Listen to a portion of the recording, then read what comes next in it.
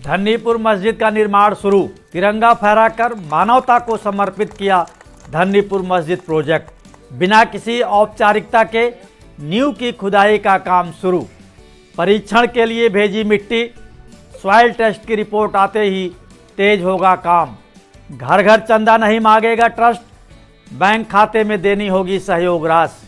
अयोध्या में भव्य राम मंदिर के साथ ही रौनाही में 5 एकड़ भूमि पर प्रस्तावित आलीशान धन्नीपुर मस्जिद प्रोजेक्ट की औपचारिक शुरुआत गणतंत्र दिवस 26 जनवरी को तिरंगा फहराकर हो गई।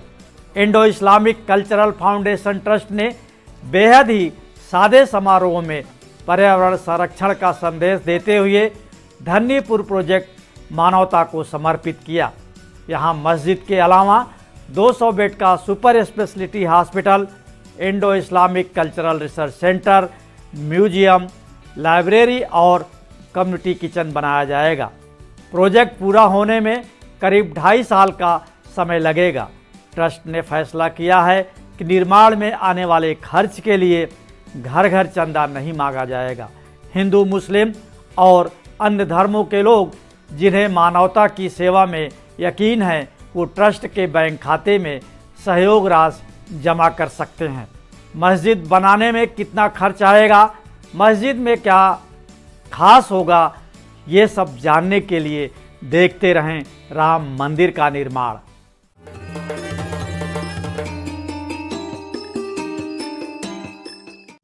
शरीयत में मस्जिद की नींव रखने का कोई विशेष प्रावधान नहीं।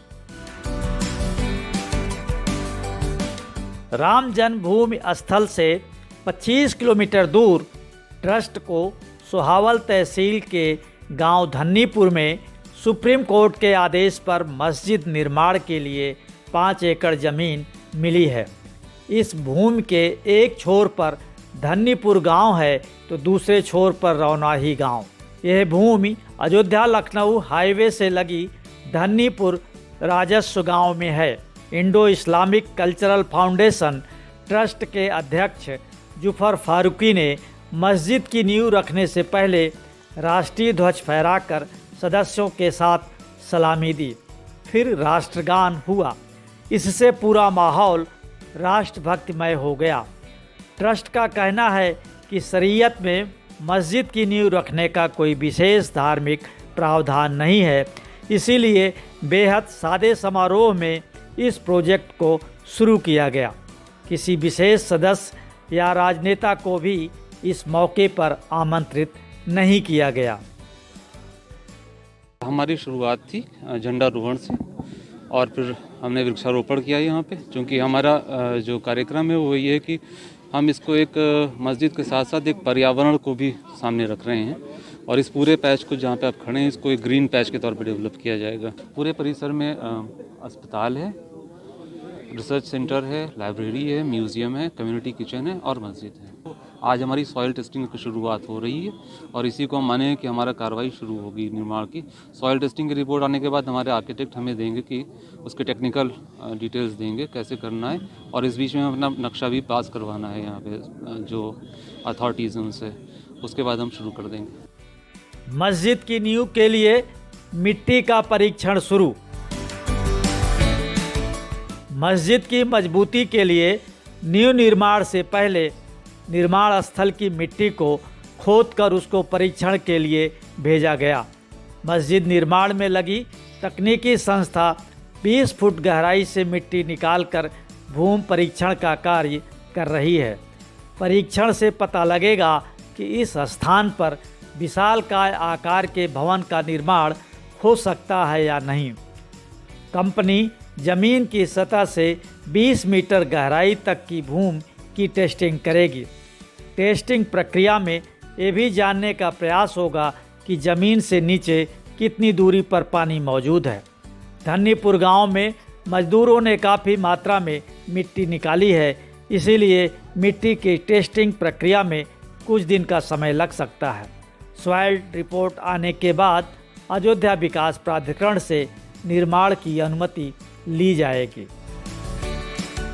हम लोगों को जो है बोर्ड के तरफ से भेजा गया है यहाँ सॉइल जांच करने के लिए इसकी मिट्टी के देखने के लिए कि मिट्टी कैसा है। जो हमारे सॉइल है जो 0 से 50 सेंटीमीटर वो 1 मीटर पर, फिर 2.5 मीटर पर, फिर 4 मीटर पर, फिर सर 5.5 मीटर पर, फिर 7 मीटर पर, इस तरह सर प्रक्रिया है इसका। उसी हिसाब से हमको जो है करना है।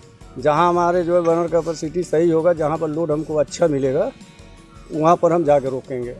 धन्नीपुर मस्जिद गंगा यमुनी तहजीब के साथ ही पूरे विश्व में पर्यावरण संरक्षण का बड़ा संदेश देगी। इसीलिए इस भूमि के करीब आधे हिस्से को ग्रीन बेल्ट के रूप में विकसित किया जाएगा। यहाँ दुनिया भर से फलदार और छायादार पौधे लाकर लगाए जाएंगे। नींव की सांकेतिक खुदाई से पहले इमली का पौधा रोपकर इसकी शुरुआत भी की गई। पर्यावरण संरक्षण का संदेश देने के लिए ट्रस्ट के सभी सदस्यों, स्थानीय नागरिकों और गांव के प्रधान ने पौधरोपण किया। ट्रस्ट का कहना है कि आज क्लाइमेट चेंज बड़ा गंभीर मुद्दा है, इसलिए पर्यावरण संरक्षण का काम प्रमुख एजेंडे में शामिल रहेगा। इस मौके पर ट्रस्ट के सदस्यों ने कहा, हमने अच्छी नीयत से समाज के लिए ये प्रोजेक्ट लेकर आए हैं, अल्लाह इसे पूरा करने में हमारी मदद करेगा। प्रोजेक्ट पर 120 करोड़ रुपए से अधिक खर्च का अनुमान।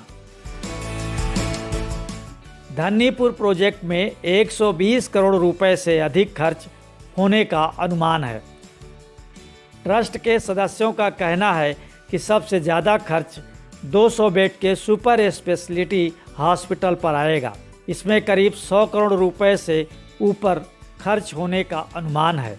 इसके अलावा मस्जिद, museum, library, community kitchen, Indo Islamic cultural research centre बनाने में भी करीब 20 करोड़ रुपए की धनराशि खर्च होगी।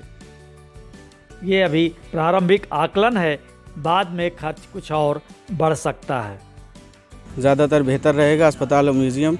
जिन लोगों ने भी ये कदम उठाया है अस्पताल और म्यूज़ियम के लिए, वो बहुत अच्छा कदम उठाया है। दोनों ही चीज़ें काफ़ी, क्योंकि यहाँ ज़रूरत भी है हर चीज़ की, अस्पताल की, म्यूज़ियम की। इस हिसाब से फेमस रहेगा हर चीज़। मस्जिद निर्माण के लिए घर घर जाकर नहीं लेंगे चंदा। ट्रस्ट के सचिव और प्रवक्ता अतहर हुसैन का कहना है कि धन्नीपुर प्रोजेक्ट के लिए राम मंदिर निर्माण की तरह घर घर जाकर चंदा नहीं लिया जाएगा। नकद चंदा भी ट्रस्ट नहीं लेगा। मस्जिद, अस्पताल और निर्माण कार्यों के लिए चंदा केवल बैंक खाते के माध्यम से ही लिया जाएगा। ऐसा इसलिए ताकि चंदे की राशि में पारदर्शिता बनी रहे और जायज़ धन ही मस्जिद निर्माण के लिए मिले। चंदा लेने में कोई धार्मिक प्रतिबंध नहीं होगा। हर धर्म संप्रदाय के लोग निर्माण के लिए चंदा दे सकेंगे। अब तक लाखों रुपए का चंदा कई हिंदुओं की तरफ से भी ट्रस्ट को मिल चुका है। धन्नीपुर मस्जिद में क्या है खास? भूतल कुल क्षेत्रफल 717.6 वर्ग मीटर का है। सभा स्थल 622.16 वर्ग मीटर का है। नमाज पढ़ने का स्थल 734.83 वर्ग मीटर का है। कुल क्षमता 550 व्यक्तियों की है। इसी तरह प्रथम तल कुल क्षेत्रफल 1143.6 वर्ग मीटर का होगा।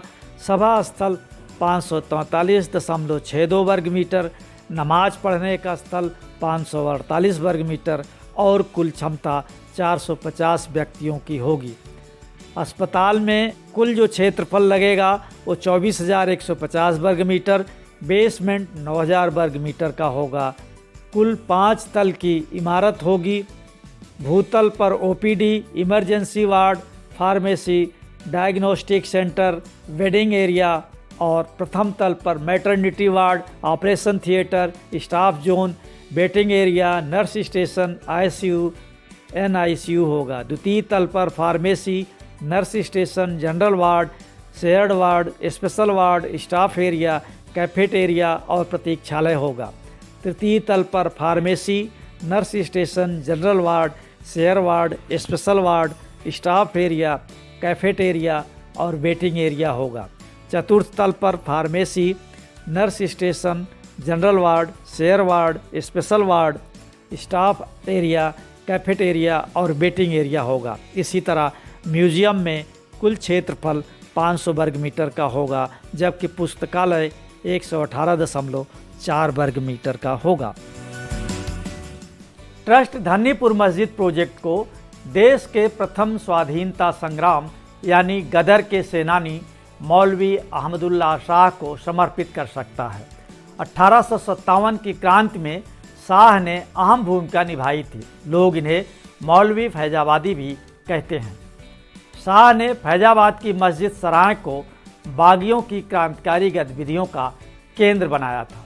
झांसी की रानी, नाना साहब, वीर कुंवर सिंह, बेगम हजरत महल आदि स्वतंत्रता संग्राम सेनानियों के कंधे से कंधा मिलाकर ये अपनी टोली के साथ फिरंगी सेना पर टूट पड़े थे। गोरी सेना को रौंदते हुए 5 जून 1858 को शहादत पाई।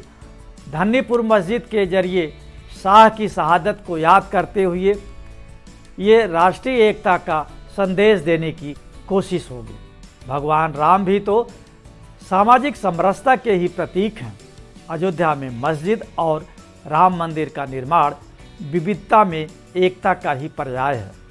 आपको ये शो पसंद आया तो लाइक करें, शेयर करें और हाँ, कमेंट बॉक्स में अपनी राय ज़रूर लिखें।